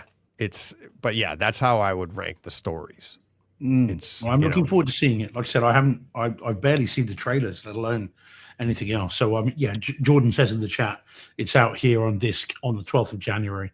Yeah. So this will be a day one buy, and I'll watch it that night if I can, because I am looking forward to it. Even though people have said some unkind things. I heard a lot of unkind things, but it is fun. It is he loved it. It is like a music video. There is, and the music throughout it is great. What is it, 9 Inch Nails? It's like there's a lot of that going on throughout the movie, but it plays to it. It keeps you engaged. It adds to the dynamics of the audio. It adds to the audio. The Atmos, I think, is fantastic. There's a ton of stuff going on all through this movie. The bass is fantastic. This is one that you won't be like, it's not, Atmos. This is, it is reference audio as well. It is just a blast to sit, no pun intended, but to sit through. And it's like, I wish I could. I didn't get the opportunity to watch the whole thing and let it wash over me at once. But what that did allow me to do is like, I had to stop because I had to get to something. And I was like, oh, I couldn't wait to get back to it. And then at the same time, I would watch other things, small, shorter things, and then come to this and be like, oh, look at look at the, the image, the sound, the dynamic. It was just so good. So good. So I'm really looking forward for you to, Yeah. Oh yeah. Like I said, day one, if I can. I like the other two. I preferred. It's one of those things. The story of the first one's better, but the visuals of the second one and the sound are so good that I'm kind of, I think the heathen in me is kind of more drawn to the second one because of the looks and the sound. Even though the story it's greatly enhanced. That's what I think happens here. The story isn't as good as the first one. It's a little better than the second one. But the in-room experience so greatly enhances it that you're just so engaged. And there is a part of the story too that you're like, how are they gonna work this out? What is gonna happen here? It's hokey at times, but there is some stuff that there's some meaning behind it, and it is a lot of fun, but is greatly enhanced by the in-room experience. Greatly enhanced. Nice. So okie dokie. All right. Like it. All right. Let's see. Old School Kung Fu Film says, I watched Tron Ares at the Odeon Luxley Valley and Odeon Leicester Square Lux. Definitely one of the loudest that I have ever heard in a cinema. I watched this film on Hisense in Dolby Vision. Yeah. So it is loud. It wasn't like, I watched it at reference here, and it wasn't like a Lucy or anything like that. It wasn't over the top, but it is very, very dynamic. Yeah, it's powerful. All right, nice. Good. All right, good. Yeah, very good. All right, what would you like to hit up next? Oh man, see, I've just been looking, thinking all of them. No, I will go with. Honestly, there's so many I want to talk about. Let's go with the recent Dark Horse comic inspired Jim Carrey. There we go. Yeah, go on, because I just need to let people know about this. Yeah. Okay, so this then is a movie you probably heard about. A little known movie. Jim Carrey's The Mask, which came out on 4K disc. I think it was last week. And it's in 4K UHD and for an Arrow release, Dolby Atmos. Wow. Which I was not expecting when I bought the disc. I did not know that, and no one was more excited than I when I put this thing in and then realized on the back, oh, okay, there's an Atmos track. Now, everybody beware, it does not default to Atmos. Oh, So you have to go in and set it up and tell it to play an Atmos. It's the third of the tracks, so it gives you 2.0, 5.1 DTS HD. Oh, wow. And then the third track is Atmos. I wish I understood that. I don't, but there we go. So, I mean, the story is the story. I mean, everyone knows it's from the movie from the 90s. I can't remember if it's 95, 96, maybe 94? 97. Is it that far back? Wow, is it? Right, I've got to find out. I think so. I would say, is it? yeah, Yeah, 94, is it early far back? 90s at least. I would Yeah, say, yeah. because I had a laser disc as one of my 94. first. Jeez, go for it. Right, there you go. Nice, good man. Right, okay. So, story. You know, Haunted Mask may or may not be Loki, found by Stanley Ipkiss. Jim Carrey's character, who's a bit of an idiot and a bit of a waste of space, and the mask lets his subconscious run riot. And you've got Cameron Diaz first on-screen appearance, debut movie. Is it really? Yeah. That I didn't know. No, oh yeah, she is, and she's never looked better in this. Yeah. So, and it's a fun movie. I've always had a soft spot for this. I almost love it in spite of myself. There was a joke in there somewhere. I'll leave it alone. Oh, sorry, and so a friend of mine who I was talking to about it with was like, "Oh, that film's awful. Really? Why are you watching that?" And I thought, yeah, okay, I understand that viewpoint, but I've always had a soft spot for it, and I watched it again. Seen it many times, not owned it on Blu-ray. Last time I had it, I think it was DVD. And this is an upgrade, people. Video and audio. Arrow can be a bit hit and miss, as I've said on the show before. Sometimes their discs are really, really good. Other times it's an upgrade, but you know, there are upgrades and there are upgrades, and this is an upgrade. So this is an exceptional disc. The video first. Now, it's a very colorful movie. It is like a comic book. It's been shot deliberately that way, and especially when he is the mask. It's never looked more detailed. The colors are crazy in this. And even the CG, which is quite pronounced at times, actually still looks good. Someone somewhere, I haven't read the notes and the stuff that it comes with, I haven't had time for that, but someone somewhere has spent a lot of time on this and has taken the time to master it properly. You get some idea from that picture, actually, which again was just taken off screen. And these are animated menus by the movie menus. I mean, look at the detail on the mask. Look at the kind of even the little kind of little nicks and stuff in the wood. Even that detail. But the colors are crazy. And as I've often said before, the only thing then that is better than how good this looks is how good it sounds. Again, this is not an hit the Atmos button. Yeah. Someone has taken some time and has produced a properly dynamic Dolby Atmos mix. Now, again, it's like a cartoon come to life anyway. So there's lots of stuff zipping around. But when that's Jim Carrey himself. True. He is a living cartoon, isn't he? Pretty much. But when he puts the mask on, it's always accompanied with thunder and lightning. I mean, again, it's supposed to be Norse gods, isn't it? And there is not only do you get that right around the upper range of the soundscape, but you also get bass and power in that thunder. There is bass to it, genuinely room rumbling bass. So this mix is great. And I genuinely would say to people, if you even vaguely like the movie, when you see this presentation of it, and I don't say this often, it would be like watching the movie for the first time. It is a new video experience, a new audio experience. This is ultra theatrical. It really is good. So I can't recommend this enough. I know that, oh God, his name's gone out of my head again now. Oh God, we've had him on the show. Who's the guy that does the reviews? It's gone out of my head. Does the reviews? Yeah, on Twitter. He does reviews on Twitter. He's had him on the show. No, not Jeff. Oh, what's his name? It's gone. It's completely gone. I'm so sorry. But he reviewed it and said he Ralph. really liked it. Ralph Potts? There you Ralph. go. Okay. And he enjoyed it. And he was like, this is surprisingly good. And so I had that in my mind when I put this on. And it was an absolute blast. So really, really good. This is better than you could ever reasonably expect from this kind of throwaway movie. It's great. And bearing in mind, I've got plenty of movies in my list here that have been on there for ages, but this one had to pretty much go to the top. So people know, if you like the movie, rush out and get this because it's great.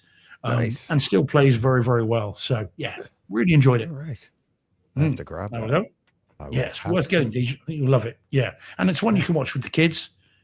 They'll get a kick out of it. I mean, there's a little bit of leering stuff in it, but nothing, too inappropriate. And they'll love all the bouncing around stuff. It's all good. Nice. All right. I am going to build on that. And let's see. We have talked about this one on the show in the past, but it is the holidays. Huh? We have indeed. Yeah. Jingle bells, jingle bells, jingle bell rock. Jingle bell rock. Here we go. The holidays. I was like, we did First Blood. We'll talk about it. The home theater experience that in a minute. I was going to save this maybe for later. Wasn't sure I was even going to get to it this week. But the way you were raving about The Mask, Lethal Weapon, Director's Cut, 4K, Dolby Vision, Dolby Atmos. We did talk about this earlier this year when it did come out. And I popped it on the Kaleidoscape for just because it was the holidays, and it's another one of those movies that I like to watch every year.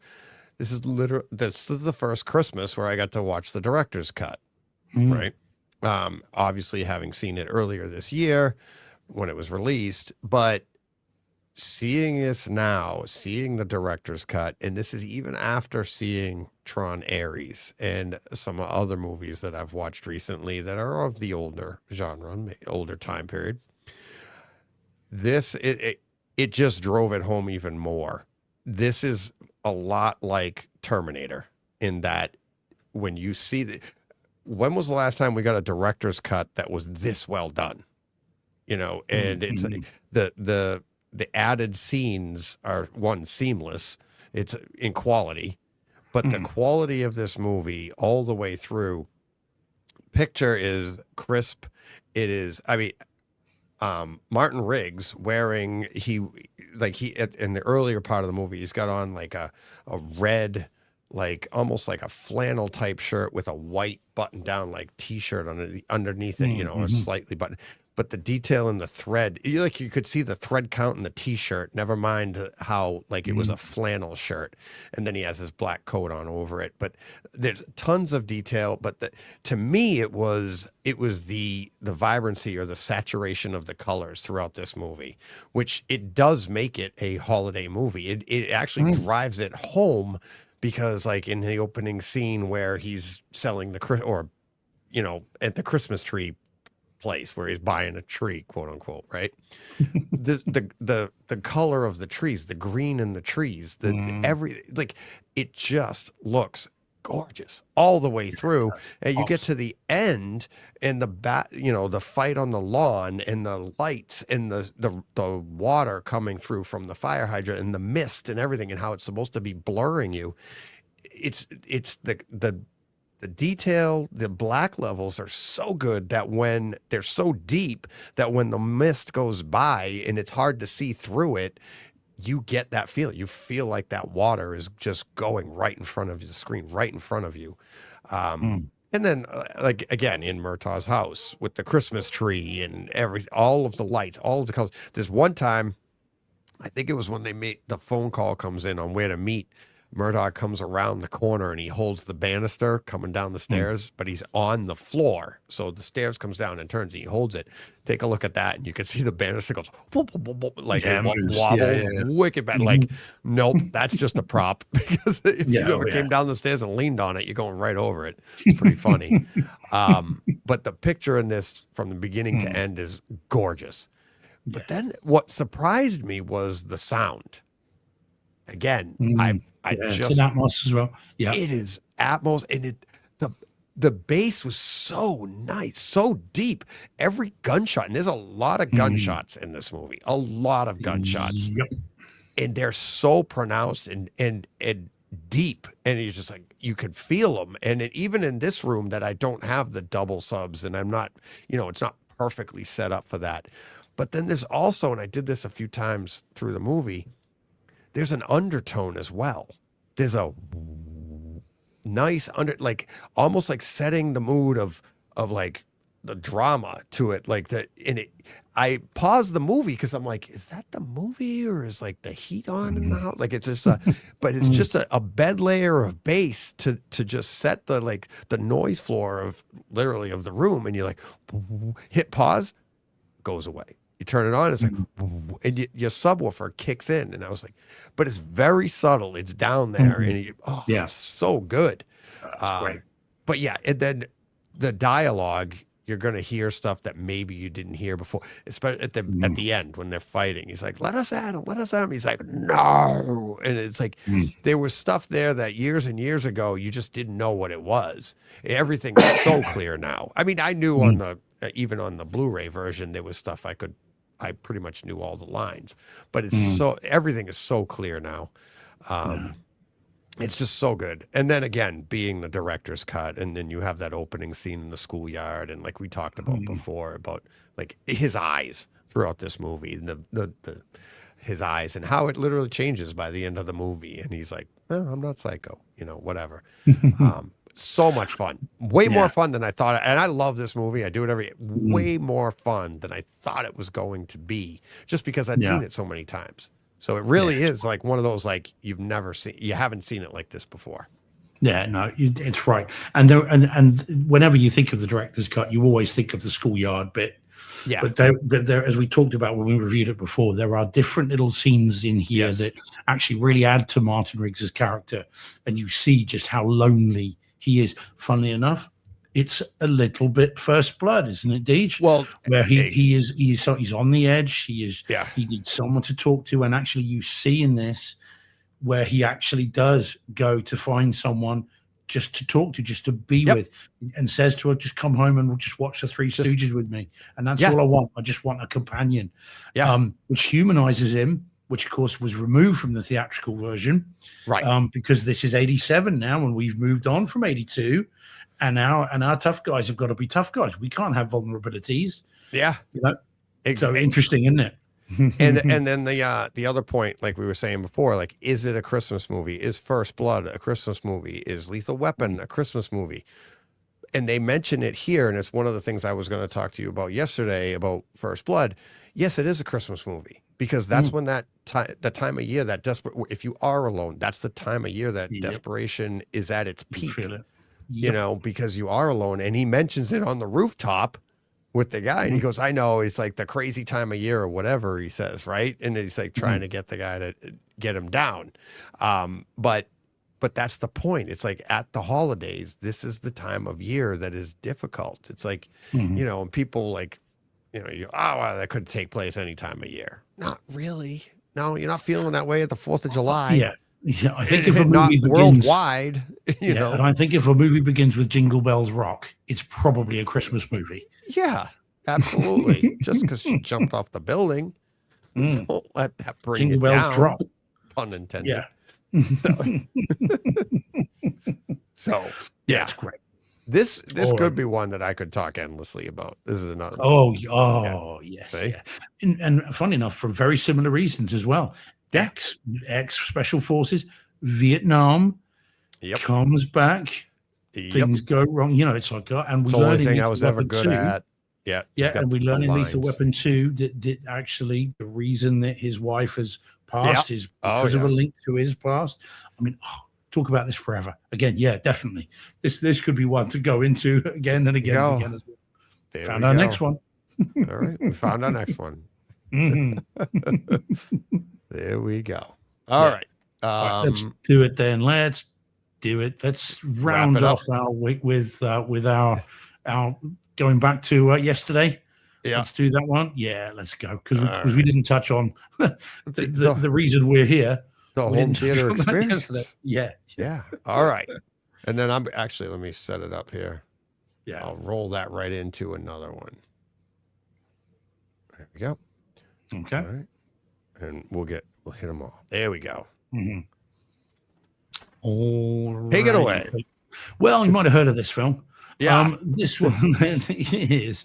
So we've said it a lot the last couple of days. This is First Blood on 4K disc, and this was now my one is the slightly older 4K release. I know they re-released them on Steelbooks, but this was the Studio Canal version of First Blood 4K UHD and DTS HD Master Audio 5.1. Now, if you want to know about the movie, might I respectfully draw your attention to our 2 3/4 hour discussion about everything First Blood in this week's Takeover Tuesday? Almost live. everything. We weren't done.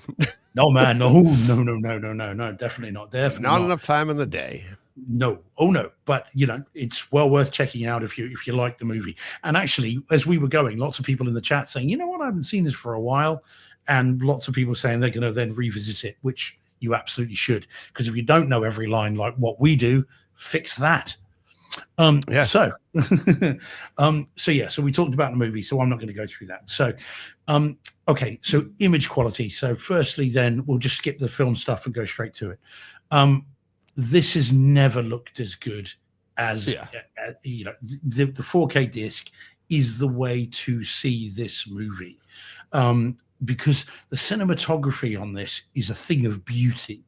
And for people like me, and I think you, DJ, that initially only ever saw this at home, yeah, it could be Scruff, could be. 26-hour podcast, surely 27. Yeah, exactly.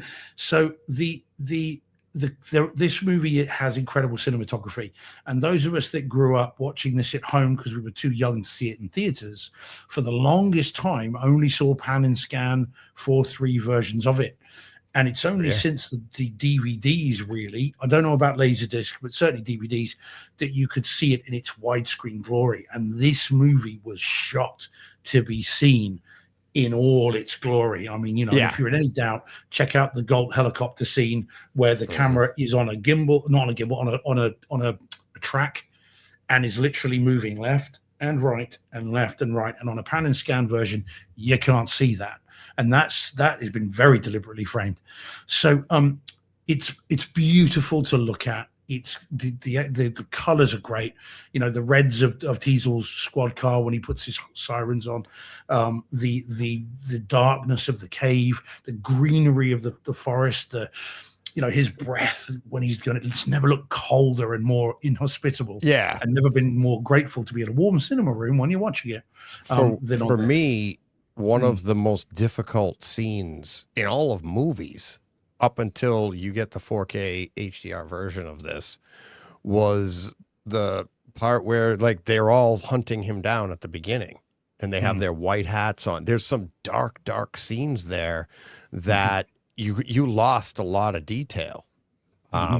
It just, because of the nature of the shooting, it was filming, I should say, not shooting, but you know what I mean? And then in the 4K version, all of a sudden you're like, those hats are more pronounced. You can see inside the shadows. I would say the black levels are consistent in this movie. And once you get into it, you adjust. They're not super deep. Right. I never thought that the black levels were super deep. You could have gone, but I think that's just because of how the shooting style. Yeah. Bear in mind that all that stuff in the cave is natural light. There are no lights there. That flame is the only thing giving it light.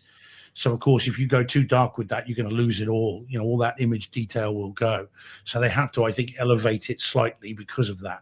So I think that's deliberate to a certain extent. So, and again, it's the shooting style. We're talking 81. It would have been shot, and a shoestring budget as well. Of course, it's not like this had a massive budget to it. It was fairly lean and mean. But I love how it looks. I absolutely love it. This is how to see it. A movie that I love, and I love how it looks because of this disc. It's great. The audio is a little bit underwhelming, a little bit. Yeah. In much as I wanted more. Holger yesterday said in the chat, we never got to it. And again, apologies, Holger. He said about he would like this to have been done in Atmos. And I think a carefully and tastefully done Atmos remaster would be lovely. Yeah. And I wouldn't say no to that, because I think this is, quite a dated mix. You're never going to confuse this with a modern blockbuster. Oh God, no. So it is not completely front heavy. It's beautiful and wide across the front stage, but it sounds, but it's never terribly immersive. Yeah. I didn't think, and quite front heavy for some of it. There's stuff going on in the rears. Don't get me wrong, but it's not. Like I say, you're never going to confuse this with a modern mix, and even up mixed to Neural X, which is how I watched it. Sure, helicopters going around. Yes, you've got when the squad cars go past, they do go to the back of the room, as does his bike when that goes over. Yeah, there is definitely surround in it, but you're never going to really get swept up in it, or at least I didn't. It sounds really good, but it's not great. Yeah, It doesn't have the dynamics of a modern mix. It doesn't have the activity, if you will, like you said. I mean, yes, you can upmix it a little bit, but like we said yesterday, it really is more of a drama than an action movie. Yes. So it doesn't, because of that, it doesn't suffer as much as maybe an action movie would. I watched it obviously on Kaleidoscape, and it's not the same, but this is one where the story enhances, I think, the in-room experience. Yes. It does it in reverse. It's like, the picture quality, the audio, it is dated, but it is, again, I think it also shows you that it emphasizes the story and doesn't take you away from, like, as you're paying attention to it. It's like, obviously we talked for, almost 3 hours about the story yesterday. So but yeah, everything you said, it's like it doesn't have the bass that you would want. It doesn't have the dynamics. It doesn't have the activity, but what it does have is, I mean, the dialogue is crystal clear. It is better than it was. I remember when I was a kid trying to watch this and listen to the end scene when, his acting and everything that he's saying there, you had to rewind it or wait for it to come back on HBO or whatever to try and understand what he was saying. And now it's crystal clear. And I think it's a credit to the actual content, but it's also a credit to our systems, right? It's like back in the 80s, you'll watch it through a crappy single speaker that's on your, 20-inch television or whatever, if you had that. It's like, so it's, I think my version has got the mono track on it. I think it has, if you wanted it. Don't know why you would, but if you do, I think that's on there. But I think the soundtrack fits the movie, for what it was always intended to be. But I'd still like an Atmos track, because I think there is things that could be done to it to make it even better. But I'm more than happy with what we've got. I mean, it's so good and so much better than what we ever saw before.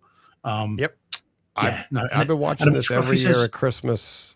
For years and years before the 4K version, and now that we have the 4K version, it's like I do remember back, and I remember it much like Lethal Weapon. It's like now Lethal Weapon version is much better than this. I mean, the picture is crisper, sharper, and the audio is much better than this as well.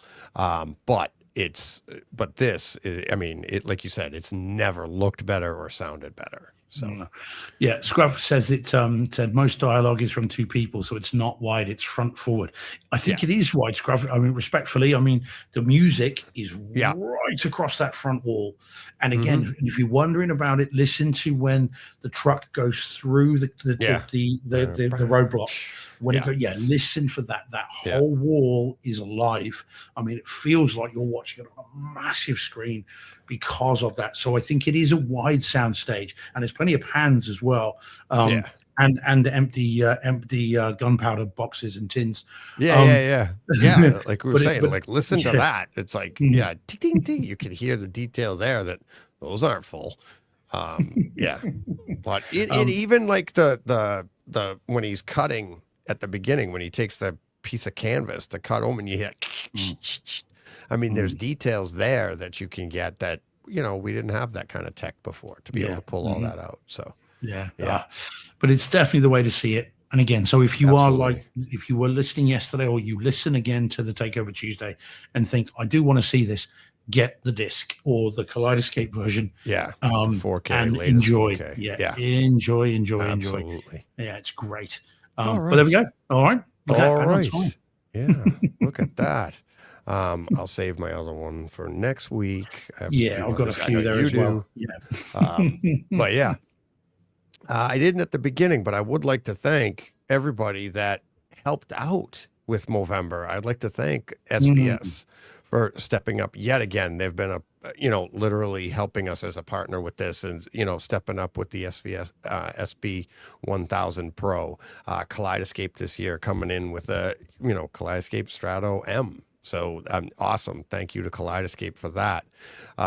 And Paul Hurt coming in with again, he said it in the chat, and he was like, what do you think? And that's not easy for him to do. It's a pain in the butt. He loves doing it, but it is difficult, and he does a fantastic job. And Ara, I call him up. I'm like, I asked him if he had any extra speakers, like, cause sometimes he gives them away and stuff. And he's like, cause he just loves doing it, but he's like, you know what? I don't have any to give away right now. He'd already given them all away or sold them. He's selling them now. People are buying them, which is fantastic for him. But him stepping up and just, I'll tell you what, I'll make them to their specs, what they want. And this is what bookshelf speakers. And so he'll help specs for wood and everything like that. So you're going to get to work hand in hand with that. So thank you to, Kaleidoscape, SVS, Ara, Paul, and Cedia. And all the people that paid the money. Yeah, everybody, all the people that participated. So thank you very much. But yeah, I hadn't thanked the donors yet. So for the donors of the gifts, so I wanted to do that. But all right, that good? Yeah. Well, that's what. So 2.5 yesterday, 1 hour and 3/4 tonight. I mean, they've been well served this week, Deej. Yeah, we're doing all right. We're getting by. Oh yeah. All right. Well, that'll do it for this week. Thanks to everybody in the chat. Thanks to all the patrons for making everything possible. We're growing and growing. Thanks to you guys. And we will be back next week. I don't know what I'm doing for a Takeover Tuesday. I'll do my best. But at the very least, Lethal Weapon. Yeah. We can't do that again. No, I wouldn't get it. Yeah. But until next time, you know what you got to do. Go push play. What he said. That's right.